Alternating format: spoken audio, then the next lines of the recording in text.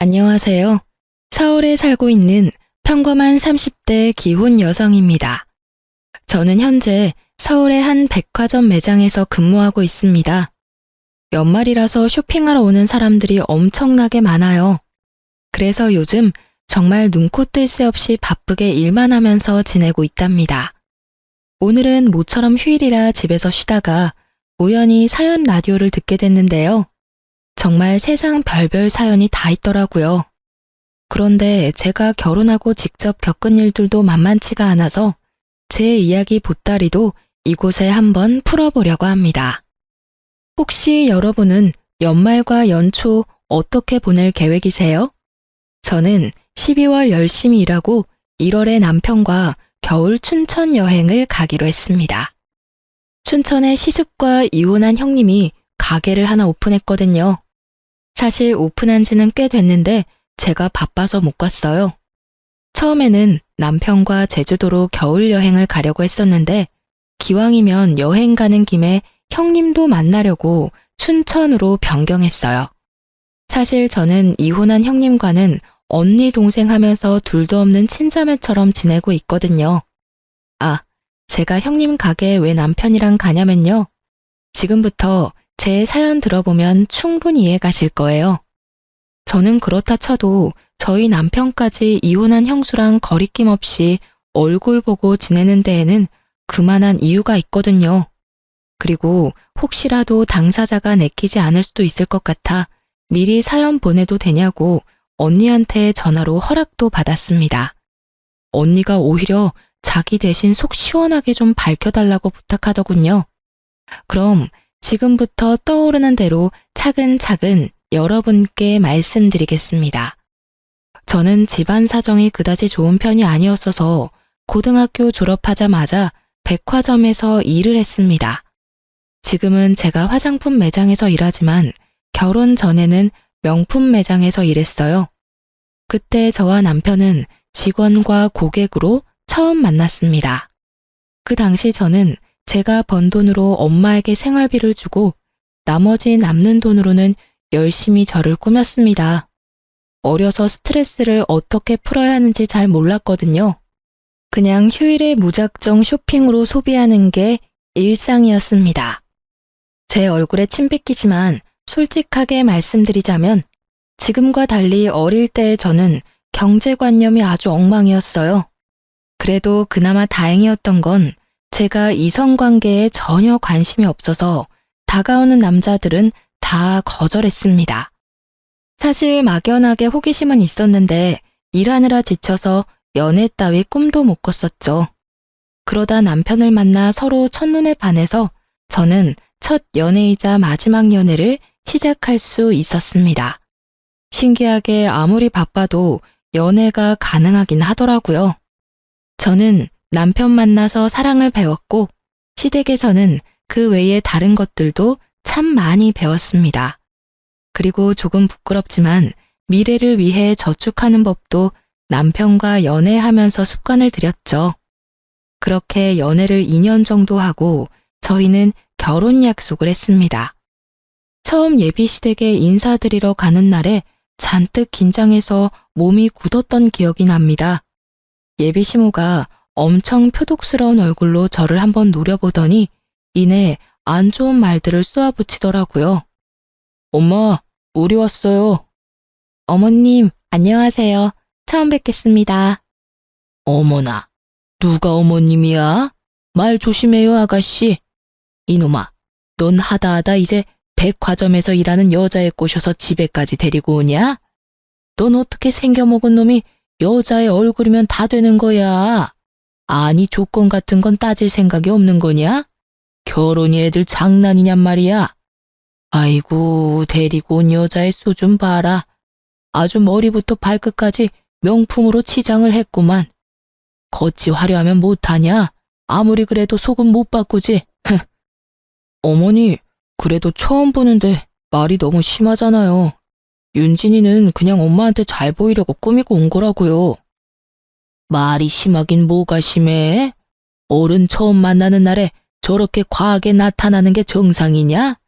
난 저 아가씨 어디 TV쇼에 출연하러 온 줄 알았다. 화장은 또 얼마나 짙은지. 으유.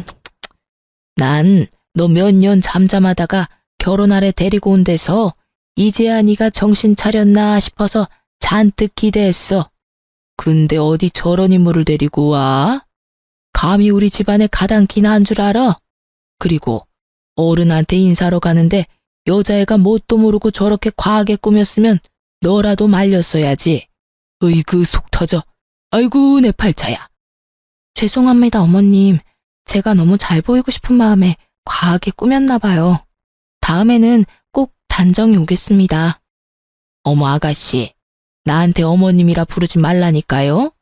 내 아들이랑 얼마나 만나다 헤어질진 모르겠지만요. 아가씨랑 나 사이에는 다음은 없네요. 그러니까 험한 꼴 더 당하지 말고 돌아가요. 저는 그때 처음 겪는 상황에 너무 놀라고 무서웠습니다. 아무래도 저는 남편과 학력 차이도 나고 모든 면에서 스스로 부족하다고 생각하고 있었거든요. 자존감이 떨어져 저도 모르게 겉모습을 과하게 꾸몄던 것 같아요. 첫사랑이자 마지막 사랑인 것 같은 남편을 절대 놓치고 싶지 않았거든요. 그런데 아무것도 못해보고 겉모습 때문에 예비 시모의 미움을 사버리고 결혼을 못하게 될까봐 너무 무서웠어요. 예비 시모가 반대하니까 헤어지자고 할 줄 알았던 제 남편은 뜻밖에도 다 본인이 부족해서 제가 심하게 욕먹는 거라며 울면서 제게 사과했습니다. 오빠, 미안해. 아니야, 네가 왜 미안해해. 우리 엄마 저러는 거 다 나 때문이야. 엄마한테 그런 모진 말 듣게 해서 내가 미안해 윤진아. 네가 아니라 내가 부족해서 그래. 다 내 잘못이야. 우리 엄마 저렇게 화난 건 너한테 이유가 있는 게 아니라 과거에 내가 하고 다닌 행동들 때문에 그래. 남편은 저랑 6살 차이가 나는데 저보다 연애 경험 많은 건 알고 있었어요. 처음 만날 때부터 자기는 여자를 엄청 많이 만나고 다녔다고 고백했거든요. 그런데 그 자세한 내막은 저도 몰랐습니다. 판도라의 상자를 열고 싶지 않았으니까요. 남편은 예비 시모가 노발대발하자 그제서야 제게 울며 자세한 내막을 털어놓는 겁니다. 남편은 집이 꽤 살았어서 백수로 오래 지내며 시부모 돈 펑펑 쓰면서 많이 놀러 다녔대요. 노는 걸 너무 좋아해서 남들보다 늦게 자리 잡았다 하더라고요. 그래서 시모가 남편을 늘 한심하게 바라보았다 합니다. 그런데 남편 얘기를 들어보니 본인 나름대로의 아픔이 또 있더라고요. 남편이 어렸을 때 시부는 늘 바람을 폈고 그는 엄마가 우는 모습만 보고 자랐대요. 그래서 더 사랑을 안 믿고 여자도 막 만나고 다녔다 합니다. 애초에 결혼을 안 할 생각으로 이 여자 저 여자 만나고 다닌 거죠. 시부가 너무 미운데 그나마 할 수 있는 복수가 인생 막 살고 돈 막 쓰는 거라 생각해서 아주 철없이 놀고 먹었다네요. 그때 치기 어린 남편이 엄마의 아픔까지 신경 쓸 여를이 없었던 거죠. 시모는 네 아빠처럼 넌 여자를 너무 좋아한다며 남편을 언제나 탐탁치 않게 생각했다고 해요. 시모에게 제발 형 하는 행동 반만 닮으라는 말을 수없이 들었다 합니다. 그러다 시부가 돌아가고 나서야 정신 차린 남편은 저를 만나서 결혼까지 결심한 거죠. 처음 시숙을 봤을 때는 남편이랑 정반대의 이미지라 저도 조금 놀랐습니다. 남편은 얼굴에도 조금 장난기가 서려있는 사람이었는데 시숙은 얼굴부터 차림새 전부 점잖아 보였거든요. 하지만 나중에 직접 겪어보니 전혀 그렇지는 않더군요. 시숙은 겉모습과 속이 아주 다른 사람이었어요. 하지만 형님만큼 겉과 속이 일치하는 사람이었습니다. 반대하는 결혼 둘이 알아서 해보라고 시모가 내쳤지만 남편과 저는 허락을 받고 싶어서 시모에게 계속 문을 두드렸습니다. 그러던 중에 저는 처음 형님과 마주했어요. 형수님 계셨네요? 형이랑 같이 왔어요? 도련님 오셨어요? 형은 아직 회사에 있고 어머님은 지금 잠시 통화하러 방에 들어가셨어요. 밥 먹으러 놀러 오라고 해서 잠깐 혼자 놀러 왔는데 혹시 도련님 여자친구 윤진 씨라고 했죠? 어머, 반가워요. 이야기만 듣다가 이렇게 처음 만나네요. 어쩜 너무 화사하고 예뻐요. 도련님이 첫눈에 반할 만한데요? 형수는 또 부끄럽게 그런 얘기를 왜 해요? 아, 안녕하세요. 이렇게 반겨주셔서 감사합니다. 아니, 뭐냐? 재혁이 너 또 언제 온 거야? 만나기 싫다는데 넌 왜 자꾸 내 집에 저 아가씨를 데리고 오는 거냐? 엄마, 사람 앞에 두고 진짜 왜 그래요? 끝까지 반대한다 하셔도 저희 결혼할 거예요. 그럼 내 허락 없이 하면 둘이 결혼하면 될걸. 이렇게 찾아와서 고집 부리는 이유가 뭐야? 네 형수, 모처럼 나 만나러 집에 왔는데 너랑 네 여자친구가 우리 시간 다 망치는구나. 어머님, 저는 괜찮아요. 도련님도 얼른 장가가야 하잖아요. 저는 도련님 여자친구 처음 봐서 너무 신기하고 좋은데요. 아가, 저놈 편 들어주지 마라. 아이고, 내 정신 좀 봐라. 너 저번에 먹고 싶다한 오이소박이 내가 해놨으니까 쟤들 보내고 얼른 누룽지 끓여서 우리끼리 먹자. 첫째 며느리에게 알콩달콩 귓속말하는 예비시모를 보면서 참 부럽기도 하고 저는 미움받는 입장이니 묘한 감정이 들었어요. 그런데 그때 먼저 형님이 제게 손을 내밀어 주더라고요. 어머, 정말요? 그럼 다 같이 먹어요, 어머님. 윤진 씨, 도련님, 아직 밥 안 먹었죠? 아니, 얘는 우리끼리 먹자니까 그러네. 에이, 제가 만든 건 아니지만 어머님 오이소박이에 저 엄청 자부심 있잖아요. 저만 그 맛 알기는 아깝죠. 그리고 다 같이 먹으면 더 맛있지 않을까요? 그럼 뭐, 둘 다 안 먹었으면 다 같이 한술 뜨던지. 네, 저도 너무 먹어보고 싶어요, 어머님. 감사합니다. 어머님이라고 부르지 말라니까 그러네. 에이, 어머님, 그럼 윤진 씨가 부를 만한 호칭이 없는데요. 어머님한테 언니라고 부를 순 없잖아요. 아이고, 넌 또 뭔 뚱딴지 같은 소리냐? 내가 첫째 너 때문에 웃는다. 어머님, 누룽지는 제가 끓일 테니까 좀 앉아 계세요. 모두에게 밝게 웃어 보이는 형님의 첫인상은 화장기는 없었지만 반짝거리고 선해 보였습니다. 그래서 그날 이후로 꾸미기 좋아했던 저는 형님의 모습을 롤모델 삼아 거칠애를 전부 포기하고 수수하고 아주 검소하게 다녔습니다. 저도 화장빨 말고 저 자체로 빛나는 사람이 되고 싶더라고요. 그렇게 만날 때마다 점점 바뀌어가는 제 겉모습에 예비 시모의 눈초리도 점점 부드럽게 변해가더라고요. 저는 기어코 노력한 끝에 점수를 딸 수 있었고 결혼 허락까지 받을 수 있었습니다. 막 축복을 받는 결혼까지는 아니었지만 반대하는 결혼이 아니라는 사실만으로 저는 너무 행복했어요. 하지만 제가 변하는 모습을 보며 그렇게까지 결혼을 하고 싶냐며 안타까워하는 친구들도 있고 반응은 각양각색이었어요. 조언을 넘어서 비난하는 친구들도 있었죠. 저는 아랑곳하지 않고 자주 어울려 놀았던 친구들과는 만나지 않고 자연스레 멀어졌습니다. 그때 제 곁에 남은 몇 안 되는 친구들이 지금도 곁에 남아 있어요.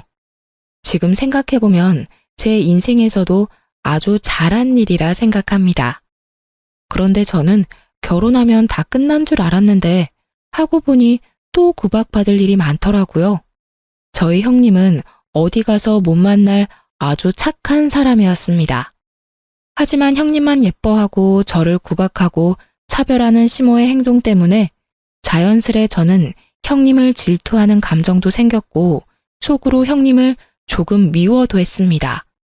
지금 돌이켜보니 참 제 마음대로 형님을 롤모델 삼았다가 또 미워하고 저 혼자 참 북치고 장구 많이 쳤네요.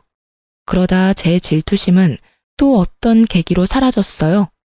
저는 결혼하고 시댁에서 맞이하는 첫 명절만큼은 시모에게 형님보다 더 예쁨 받고 싶었어요.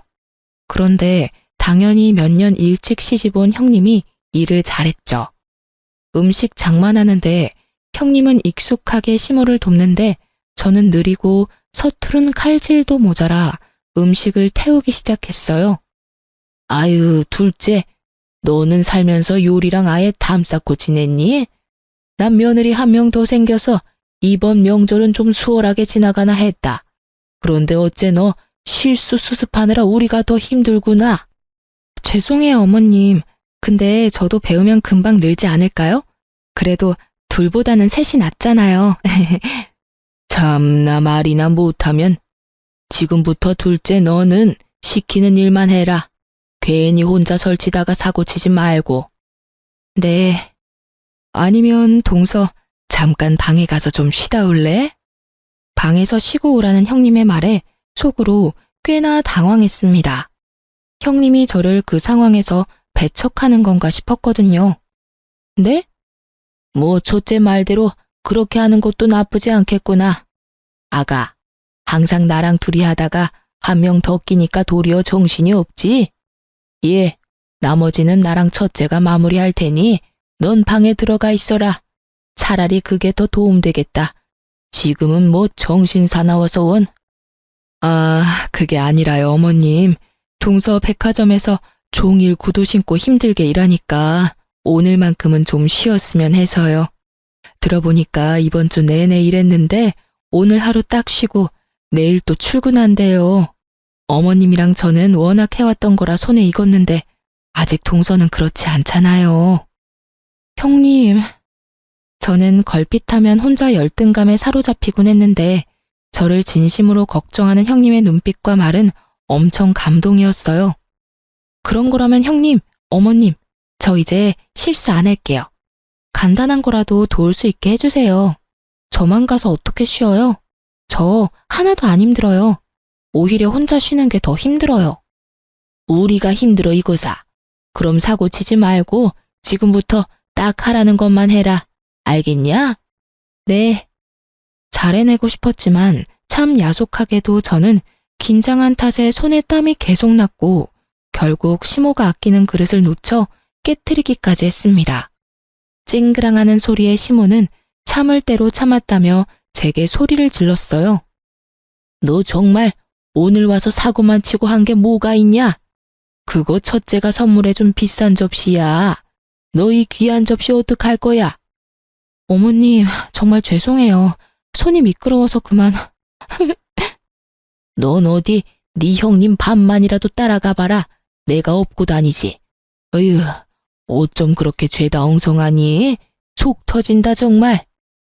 어머님, 일단 위험하니까 방에 잠깐 들어가세요. 저랑 동서가 바닥부터 치울게요. 시모에게 혼나니까 놀라서 손은 더 말이 안 듣더라고요.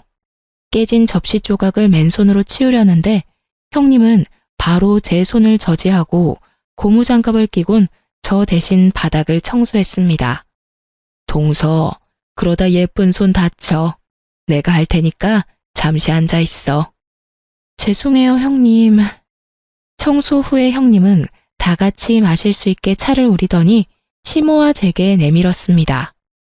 놀라서 몸이 굳었을까 봐요. 아가, 역시 너는 센스가 타고났구나. 에이, 어머님, 혹시 저 처음 시집 왔을 때 기억나세요? 자꾸 저 띄워주시면 저 동서 보기 창피해요. 형님이 배시시 웃자 시모는 갑자기 웃음보가 터졌습니다. 영문을 모른 채 저는 두 사람을 보면서 차만 홀짝이고 있었죠. 어머, 아유, 내가 이제 늙었나 보다. 잠시 망각했어. 그래, 너에 비해 둘째는 양반이구나. 둘째 너 지금 손 빠르고 꼼꼼한 네 형님이 처음 우리 집 왔을 때 어땠는 줄 아니? 글쎄, 자기가 음식 혼자 다 하겠다고 어머님 저만 믿으세요 하길래 믿고 외출하고 돌아왔더니 글쎄 해 떨어질 때까지 거실 소파에 대자로 뻗어 자고 있었단다. 그래놓고 하는 말이 잠들어서 음식을 하나도 못했대. 아이고 배꼽이야. 정말 형님이요? 그래. 네 형님이 그랬어. 그래놓고 지도 놀랐는지 내 불호령에 벌떡 일어나서는 이제라도 빨리 해보겠다면서 잠결에 기름이라고 식초를 후라이팬에 냅다 둘러서 후라이팬에 불을 냈지 뭐냐. 그래서 불이 쉽게 안 꺼져서 주방에 소화기 뿌리고 난리 났었죠.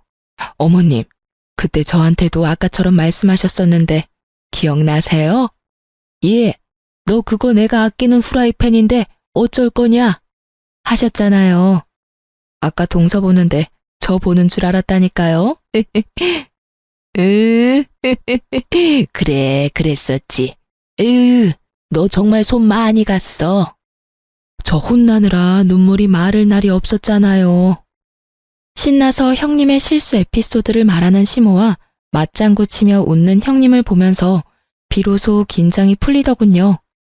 형님이 일부러 저 덜 혼나게끔 옛날 이야기를 꺼낸 것 같아서 그 마음이 참 고마웠습니다. 그렇게 저는 시모에게 혼날 때도 있었지만 형님에게 위로도 받고 점점 살림에 익숙해지고 시댁 식구들에게 스며들어갔습니다. 그러다 보니 시모의 불호령은 점점 사라졌고 저도 둘째 며느리로서 예쁨을 받으며 지냈어요. 하지만 그 행복도 길지 않았습니다. 얼마 안가 시모가 교통사고가 크게 났거든요. 시모가 그때 심하게 다쳐서 저와 남편도 물론 많이 슬퍼했는데요. 시모 교통사고 소식에 저희 부부와 시숙보다 형님이 더 많이 울었고 울다 실신까지 했습니다. 어머님, 일어나 보세요. 어머님, 저희 왔어요. 형님, 괜찮으세요? 저는 쓰러진 형님을 챙겼고 형님은 제가 생각했던 것보다 강했습니다. 다시 정신 차리자마자 시모를 간병할 준비를 하더군요. 그리고 의외로 효자인 줄 알았던 시숙은 잠깐 얼굴을 비추고 병원에는 잘 나타나지 않았습니다. 형님은 그런 무심한 아들을 대신하듯 중환자실 면회 때 그 잠깐에도 따뜻한 물수건을 미리 준비해서 시모 얼굴과 손, 발을 열심히 닦아냈습니다. 저와 남편은 그런 형님을 보고 또 한 번 많이 배웠습니다. 그리고 형님은 시모 누워있는 동안 혈액순환이 잘 되어야 한다며 짧은 면회 시간 끝날 때까지 발바닥을 열심히 주물렀죠. 그 사랑 덕분인지 시모는 회복이 빨랐고 의식을 차린 후 일반 병동에 옮겨졌습니다. 얘들아, 고맙다. 내가 너희한테 큰 빚을 졌구나. 빚이라니 어머님, 그런 말씀 마세요. 당연히 저희가 해야 할 도리를 한 거니까요. 어머님, 저희들 다 너무 걱정했는데 특히 형님이 어머님 정말 열심히 간호했어요. 첫째 아가도 둘째 아가도 다들 고맙구나. 그런데 재혁아, 네 형 재훈이는 어딨냐? 어머님, 그이는 일이 바빠서 오늘 못 왔어요. 죄송해요. 아니다, 괜찮다. 안 보여서 하는 말이지 뭐. 엄마, 형 대신 내가 있잖아. 이제 절대 아프면 안 돼요, 엄마. 그래, 이제 그럴 일 없을 거다. 내가 우리 아들들한테도 고마워. 그나저나 재훈이도 얼굴 보고 싶었는데 요즘 일이 많이 바쁜가 보구나. 그때 형님은 어딘가 불편한 얼굴로 웃어 보였어요. 저는 뭔가 이상하다 눈치는 챘지만 무슨 사정이 있겠지 하고 묻지는 않았습니다. 그때부턴 형님과 제가 번갈아 가면서 어머님을 간호했어요. 하지만 저는 백화점에서 일을 하고 있어서 형님이 거의 다 한 거나 마찬가지였죠. 저희 남편도 일이 무척 바빴지만 일주일에 한 번은 꼭 종일 시모 병원에 저와 함께 있었습니다. 그런데 아무래도 남편이 병원에 와도 남자니까 크게 할 수 있는 게 없는 겁니다. 시모는 화장실을 혼자 다닐 수 없어서 한동안 기저귀를 차고 있었는데 그런 시모의 기저귀를 남편이 직접 갈아줄 수 있는 것도 아니었습니다. 남편은 아들로서 무능한 마음이 든다고 괴로워했어요. 그래도 남편은 엄마의 기저귀는 직접 못 갈아도 병원에 가면 자기가 할 수 있는 일을 꼭 찾아서 작은 거라도 보탬이 되려고 노력했습니다. 예를 들면 물 떠오기, 손 발톱 깎아드리기, 다리 주물러드리기 등등 자질구레하지만 꼭 필요한 일들을 찾아서 했죠. 그리고 남편은 잊지 않고 제게 고맙다고 표현도 잘해줬습니다. 여보, 백화점 일하느라 우리 엄마 신경 쓰느라 요즘 당신 정말 고생이 많아. 정말 고마워. 나만 고생인가? 모두가 고생이지. 난 괜찮아. 그리고 형님이 거의 어머님 간병 다 하고 있잖아. 그나저나 형님 요즘 얼굴이 너무 수척해졌던데 걱정이야. 그럼 내일은 잠깐이라도 당신이 형수랑 몸보신할 겸 밖에 나가서 맛있는 거 사 먹고 와. 잠깐은 나 혼자 엄마 옆에 있어도 되지 않을까? 그래, 좋은 생각이네. 그렇게 저는 남편과 어머님을 보러 갔는데 시모는 갑자기 아들 낳아봤자 키워봤자 다 소용없는 거라고 한숨을 깊게 내쉬었습니다. 다 소용없어. 나도 딸을 낳았어야 하는 건데. 엄마, 듣는 아들 섭섭하게 왜 그러셔? 오늘 컨디션 많이 안 좋아요? 이 여사 왜 이러실까? 우리 어머님 욕심 너무 많으시다. 이미 형님이랑 제가 딸이잖아요.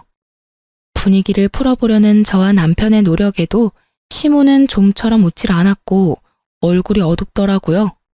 시모 얼굴에 드리워진 그늘과 근심이 얼굴 콧배기도 안 비추는 시숙 때문이란 걸 형님을 통해 뒤늦게 알았습니다. 아까 아침에 어떤 할머니가 어머님한테 며느리는 둘인데 왜 아들은 하나냐고 했거든요. 그 말에 빈정이 많이 상하셨나 봐요. 형이 병원에 잘 안 와요? 그때 한 번 오고 안 오네요. 그 사람이 내 말은 통 듣지를 않아서요. 혹시 서방님이 형한테 병원에 좀 오라고 말해줄 수 있어요? 그럼 한 번은 올 것 같은데. 형수님, 혹시 형이랑 싸웠어요? 그게... 그럼 제가 형한테 직접 말해볼게요. 남편은 어떻게 시숙을 곧장 병원으로 불렀고 시모는 큰아들 오랜만에 보고 얼굴이 밝아졌습니다. 아이고, 우리 큰아들 왔어? 아이씨, 엄마, 아직도 소변줄 하고 있어요? 병실에 지린내가 진동하네. 저건 도대체 언제 떼는 건데? 그런데 시숙은 잠깐 왔는데 오자마자 한다는 말이 너무 충격적이었어요. 인사도 없이 그 말을 남기고 시숙은 인상을 팍 쓰고 병실을 나가버렸어요. 그 모습에 충격받은 듯한 시모의 얼굴 보고 제 남편은 오히려 애써 아무렇지 않은 듯 너스레 떨었어요. 소변통 들고 비우고 온다 말하며 뒤따라 병실을 나갔습니다. 엄마, 나 이거 소변통 비우고 형 찾아올게요. 바람핀 시부가 죽고 유산은 많이 남겼지만 그 돈으로 1인 병실 안 쓴다던 시모였어요. 하지만 저희 남편이 절대 1인실 아니면 2인실 해야 한다고 고집부려서 시모는 2인 병실 쓰고 있었습니다. 만약 시모가 다인실을 쓰고 있었으면 시숙의 망언이 사람들 앞에서 무슨 망신이었을까 아찔했습니다. 게다가 한 명이지만 다른 환자도 있는 곳에서 큰아들한테 무시당한 시모가 꽤나 큰 충격을 받았는지 눈가에 눈물이 맺히는 걸 볼 수 있었어요. 근데 저놈이 지금 나한테 무슨 말을 한 거냐? 어머님, 괜찮으세요? 좀 망할 놈의 자식이. 형님이 시모를 챙기는 사이 저는 혹시 몰라 남편을 따라 나섰습니다. 그때 처음으로 형한테 반기를 드는 남편을 보게 됐습니다. 소변통 든 저희 남편이 흥분해서 시숙이랑 싸우고 있었죠. 야, 너 어떻게 말을 해도 그따위로 해?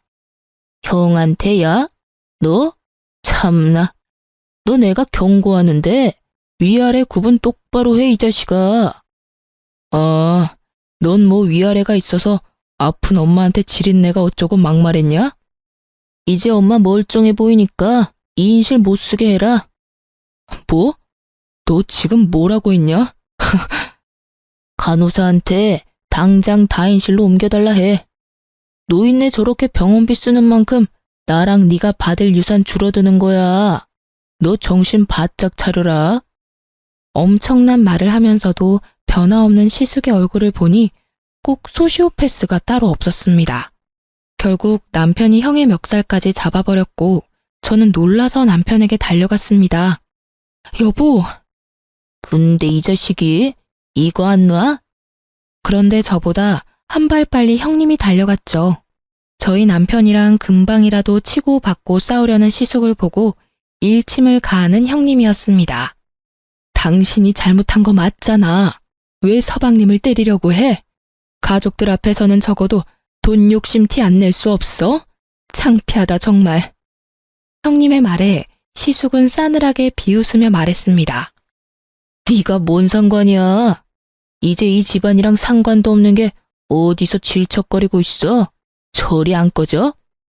시숙의 말에 순간 남편과 저는 벙치고 말았고 다시 한번 다인실로 옮기라는 경고를 남기고 시숙이 사라지자 형님은 아이처럼 주저앉아서 엉엉 울었습니다.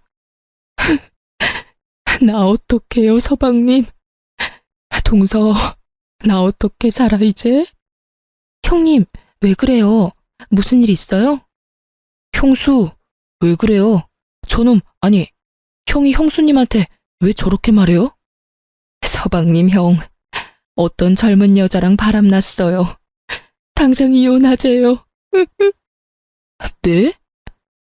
형님은 시숙이 바람피는 걸 알면서도 지금까지 살뜰히 시모 병수발 들고 있었던 겁니다.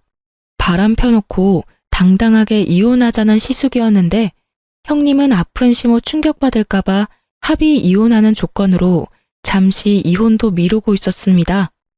소송 이혼으로 해도 모자랄 판이었는데요. 절대로 형한테 쉽게 이혼 도장 찍어주지 마요, 형수. 나 이제 어떡하죠? 며칠 전에 이미 찍었어요. 어머님한테 당장 말한다고 해서 더 이상은 미룰 수가 없었거든요. 네? 형수 바보예요? 바보냐고요? 분하긴 하지만 갑자기 이혼 사실 알려서 어머님 쓰러지기라도 하면 어떡해요? 그렇게 바보같이 미련한 형님을 보고 저와 남편이 도리어 울먹였네요. 잠깐 울고는 다시 초연한 얼굴로 시모가 상처받는 건 싫다는 형님이었습니다. 아무리 합의 이혼은 했어도 상간녀 소송이라도 걸어야 해요. 어떻게 해서든 방법 다 총동원해서 바람난 놈 엿먹어야죠. 제가 도울게요. 맞아요. 형님, 저도 남편 따라 뭐든 도울게요.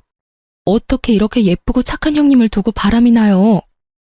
고마워. 고마워요. 저희 부부는 형님과 변호사를 만나서 상담도 하고 이런저런 계획을 세우고 있었는데 시숙은 초스피드로 형님이랑 합의 이혼하자마자 재혼을 했습니다. 어떻게 알았냐고요? 시숙이 직접 당당하게 말하더군요. 시숙이 갑자기 중요하게 할 말 있다며 저희 부부를 상간녀와 식사 자리에 불러냈거든요. 아니 젊은 여자랑 바람난 거 무슨 자랑이라고 아주 동네방네 소문내려고 결혼식도 올린다 하더라고요. 뭐가 급한지 시숙은 벌써 혼인신고도 올렸고 요란하게 결혼식 준비도 하고 있더라고요. 안녕하세요. 우리 자기한테 말씀 많이 들었어요. 얼굴에 철판이라도 깔았는지 아무렇지 않게 저와 남편에게 해맑게 인사하는 상간녀 보고 저와 남편은 보란 듯이 투명인간 취급을 해줬습니다. 급한 일이라더니 이런 자리에 왜 불렀어? 결혼 전에 인사 나누려고 불렀지. 우리가 한가해 보이나 봐? 그리고 내가 왜 형 상간녀한테 인사까지 해야 하지? 네? 너 말 조심해. 내가 뭘? 듣는 귀들도 있는데 상간녀라니? 어머 아주버님, 상간녀를 상간녀라 하지. 그럼 뭐라 불러요? 재수씨. 언제는 그쪽이라더니 이제야 저를 재수씨라고 불러주시네요. 우린 보이는 그대로 말했는데 뭐가 문제인지 모르겠네. 그리고 엄마는 병원에 아직도 계시는데 형은 뭔 생각으로 우릴 여기 부른 거야? 진짜 제정신 아니지? 삐딱하게 구는 것도 정도껏 해. 이제 가족이라곤 너랑 나랑 둘뿐인데 서로 의지하고 살아야지 않겠어? 뭔 개소리야 그게. 우리 엄마 멀쩡히 살아있는데. 죄송하지만 저는 형제끼리 싸움에는 관심 없어요. 그냥 다 같이 잘 지내고 싶거든요. 물론 동서랑도 잘 지내고 싶고요. 우리 형님은 어머님 병원에 있는데 당신 지금 누구 보고 동서래? 진짜 뻔뻔하네. 상간녀 주제. 부부가 합심해서 적대적이네요. 자기야, 나 슬슬 화나려고 하는데요. 언제까지 여기 있어야 해요? 일단 오늘 두 사람 부른 건 내 결혼식에 올 가족이 두 사람 뿐이잖아. 와서 자리 좀 채우라고. 형, 아까부터 왜 엄마 없는 사람 취급하냐니까? 그럼 노인네 소변줄 달고 결혼식으로 해?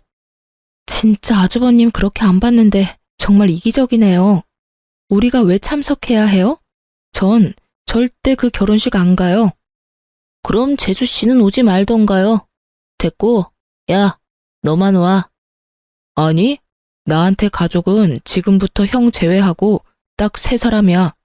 엄마, 이 사람, 형수. 네가 엄마 없는 사람 취급하니까 나도 지금부터 너 없는 사람 취급해 줄게. 뭐라고? 안 그래도 상간녀 소송 들어와서 골치 아픈데 너까지 머리 아프게 하지 마. 어머머, 여보, 아주버님 모르셨나 봐. 우리가 형님 도와서 소송한 건데 말이야. 뭐라고요? 참나 기가 막혀서. 자기야, 가만히 듣고만 있을 거야? 아니 있어봐봐 좀. 지금 재수 씨가 말한 거 다 사실이야? 그래, 내가 배신당한 불쌍한 형수님 도왔다. 형 너 그러다 천벌 받아. 너 진짜 돌았냐? 형제지간 배신하고 남인 네 형수 도와주는 게 말이 돼? 엄마가 알면 가만 계시겠냐? 정말 양심도 없다. 형수는 남인데도 아픈 우리 엄마, 자기 엄마처럼 지극정성으로 간호했어. 엄마가 형 너 바람난 거 알면 누구 편 들까? 너 정말? 아니, 동생이 저렇게 나대는데 자기는 멍청하게 당하고만 있을 거야? 상간녀는 씩씩거리더니 저희 남편에게 갑자기 물을 뿌리려고 하더군요. 저는 그대로 물잔을 낚아채서 먼저 상간녀에게 물을 뿌려줬습니다. 어디 감히 내 남편한테. 이게 무슨 짓이에요? 당장 우리 형님 대신해서 머리채라도 쥐뜯어주고 싶은데요. 내 손 더럽히는 거 싫어서 손을 못 대겠네요. 냉수마 차렸으니까 정신 좀 차리고 살아요. 상간녀가 자리를 박차고 나가니까 시숙은 두고 보자며 같이 따라 나가더군요. 그리고 얼마 후 병원에서 할 치료를 다 끝낸 시모는 몸은 여전히 불편해서 한동안 요양병원으로 옮겨 지내기로 했습니다. 형님은 더 이상 병원에 오지 못했어요. 시숙은 이제 혼인신고도 해서 자기 부인은 따로 있으니 시모 옆에 있지 말라며 형님을 내쫓아 버렸거든요. 상간녀 소송 때문에 열받아서 그런 듯 했습니다. 어머님, 앞으로 저 없을 때는 간병인이 올 거예요. 간병인? 혹시 첫째한테 무슨 일 생긴 건 아니지? 시모는 영문도 모른 채 갑자기 사라진 형님을 계속 찾았습니다. 형님을 걱정하는 시모에게 결국 저희 부부는 사실대로 털어놓았어요. 사실은요, 어머님. 엄마, 놀라지 말고 잘 들어요. 모든 이야기를 전해 들은 시모는 충격을 받은 듯해 보였지만 쉽게 무너지지 않았어요. 아주 비장한 표정을 지어 보였습니다. 있어 봐라. 내가 알아서 하마. 그 말 한마디가 얼마나 든든하고 멋져 보였는지 모릅니다. 그 이후로 시모는 온 가족을 시모의 요양병원에 다 불러 모았습니다. 이번엔 시모에게도 인사를 시킬 생각인지 시숙이 재혼한 상간녀를 데리고 나타났습니다. 엄마, 좋았어요. 그래, 장남 왔냐? 통 얼굴 보기 어렵구나. 얼마 만에 보는지 모르겠어. 죄송해요. 그럴 일이 좀 있었어요. 안녕하세요, 어머님. 그쪽은 누구? 엄마 아픈 사이에 저한테 많은 일들이 있었어요. 다 말씀은 못 드려요. 부부간 말하지 못할 사정이 있었거든요. 그 사람이랑은 이혼도 합의해서 잘했고 저는 진짜 제 짝 만나서 재혼했어요. 시숙이 말을 워낙 청산유수처럼 해서 가만 들어보니 마치 본인 잘못한 거 하나도 없다는 듯 상황 설명을 하더군요. 그래서 뭐 이혼했다는 거냐? 예. 재혼도 그 사이 했고?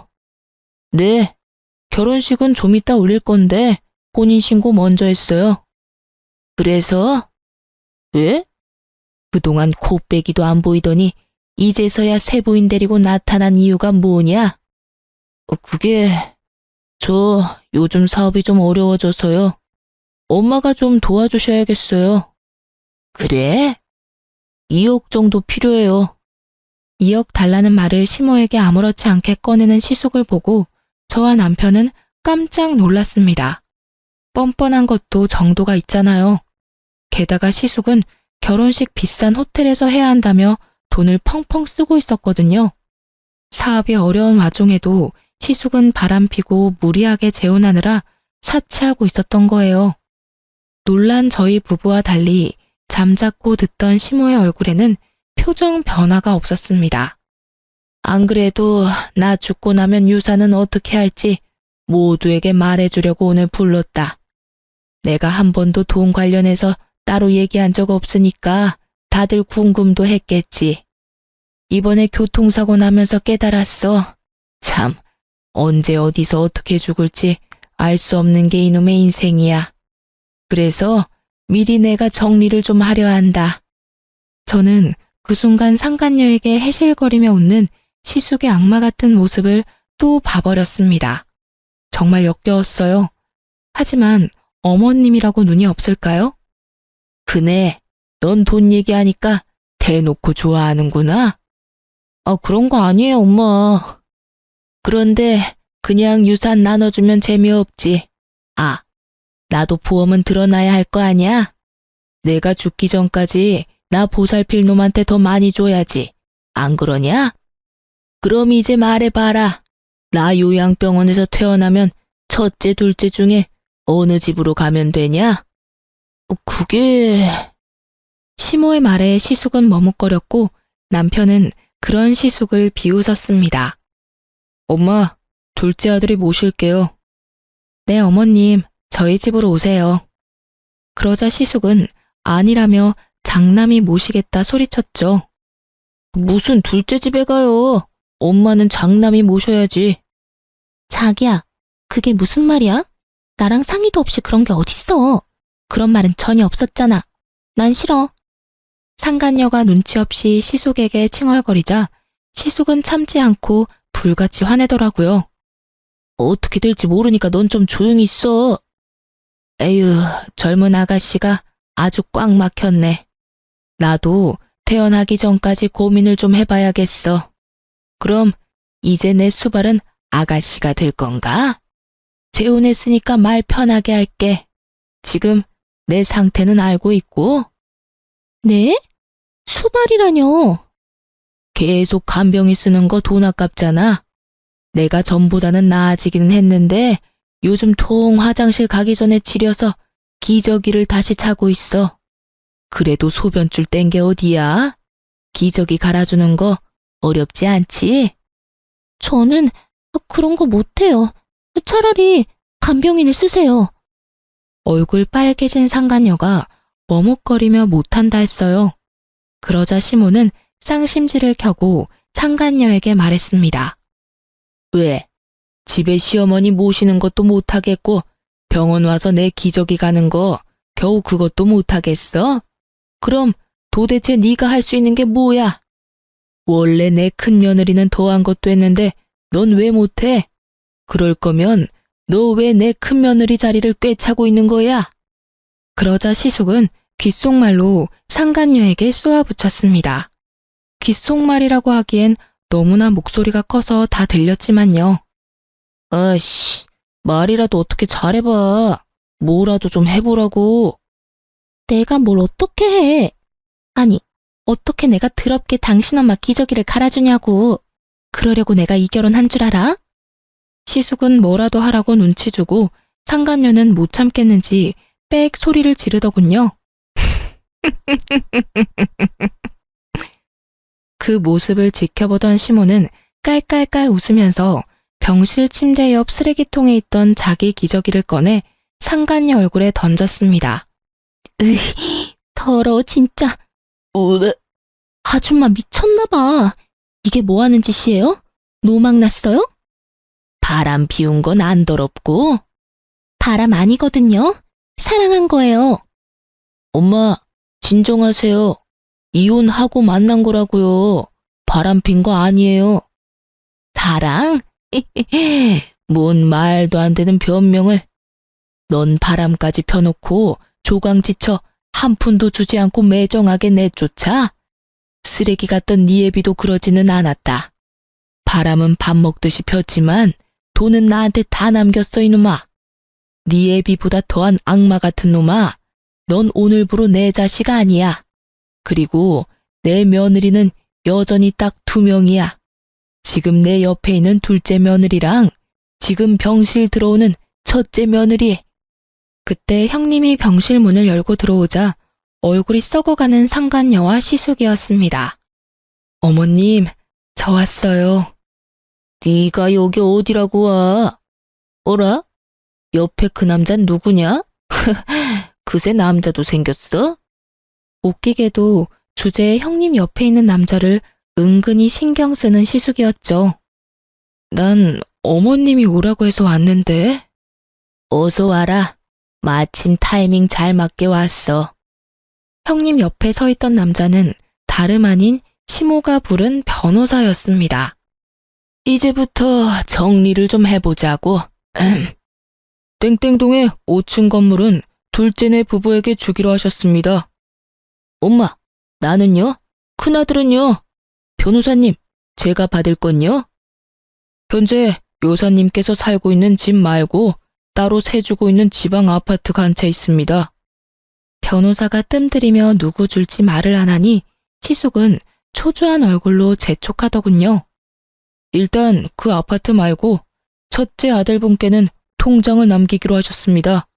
물론 지금 당장 진행하는 게 아니라 모든 재산은 피상속인이 사망하시고 난 뒤에 유산으로 상속받는 겁니다. 알아요. 그러니까 내가 얼마나 받는데? 내 아들한테 미리 보여줘요. 네, 그럼 여기 통장. 변호사에게서 시숙이 화난 얼굴로 통장을 받아들고 상간녀랑 시숙은 금액을 확인했습니다. 일십, 백, 천만, 십만, 백만, 고작 200만 원? 뭔가 잘못된 것 같은데요? 시숙이 당황하며 재차 금액 다시 확인해도 200만 원이었어요. 금액이 뭔가 이상해요. 뭐가 이상해? 그게 딱 네 놈이 받을 돈인데. 엄마, 200이 아니라 당장 2억이 필요하다고요, 나는.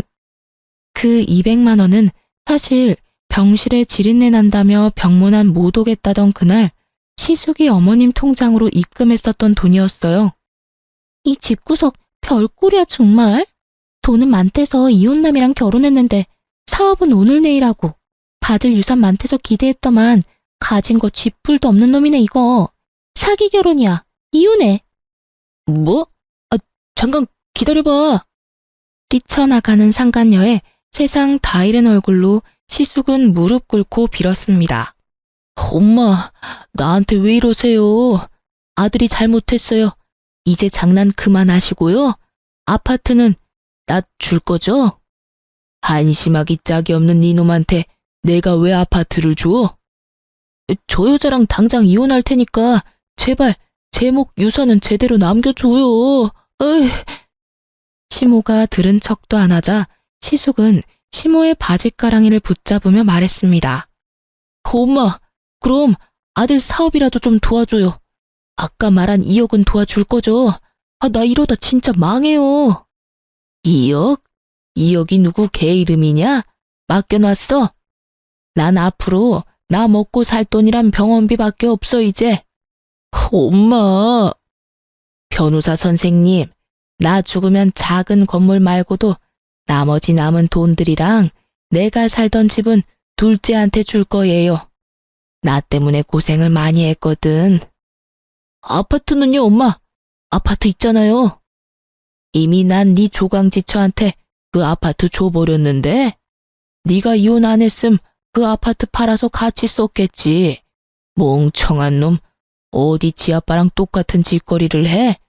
꼴도 보기 싫다. 다신 내 앞에 나타나지 마라. 뭐라고요? 야, 너 사실이야? 그런 걸 받았으면 나한테 말을 했어야지. 몰랐니? 탐낼 걸 탐내. 어머님이 나 평생 고생만 하고 불쌍하게 이혼당했다고 너 대신 위자료 챙겨주신 거거든? 어머니, 제발요. 무슨 생각으로 그러신 거예요? 참나, 이제 내 손 떠난 것들이다. 네 마누라한테 사과하고 빌어보던가. 여보, 내가 미안해. 내가 잘못했어. 가증스러워. 형님은 펑펑 울고 있는 시숙의 뺨을 사정없이 날렸습니다. 그래, 때려. 에이, 마음 풀릴 때까지 차라리 날 때려. 넌 평생 반성해야 해. 근데 말야 어쩌지? 난 너랑 다시 합칠 생각도 없고 내 돈 나눠줄 생각도 없어. 지금껏 넌 네 생각만 해왔잖아. 나랑 내 아들은 손가락 빨고 살라고 그렇게 매정하게 버려놓고 잠 잘 오디?